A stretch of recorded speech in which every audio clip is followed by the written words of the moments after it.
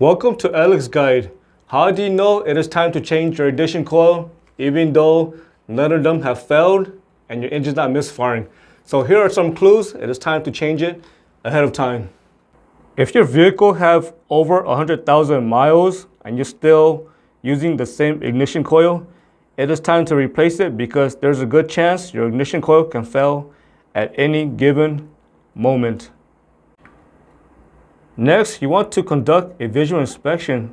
For example, you want to make sure your ignition coil is not covered in engine oil. Also, you want to make sure the connection is not loose on the ignition coil. Next, you want to make sure the plastic part on the ignition coil, make sure it is not cracked or burnt. Also, you want to check this boot over here. You want to pinch it. Again, you want to check for visible cracks.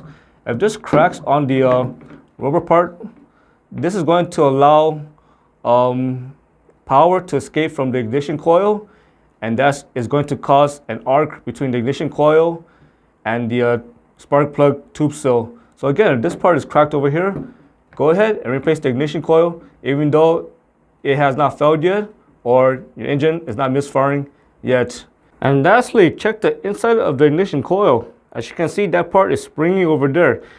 If that spring looks like it's burnt or it looks brittle or there's not enough tension on it, go ahead and replace the ignition coil. And one more thing, if you notice there's a lot of rust on your ignition coil and also on the inside of your ignition coil, and if the spring looks rusted, that's because your ignition coil is exposed to water. For example, it can be exposed to condensation, or you might have a leak somewhere and is allowing coolant to go inside your spark plug tube seal and is causing your ignition coil to rust. I hope you found this video useful. As always, thank you for watching and subscribe to LXGUIDE.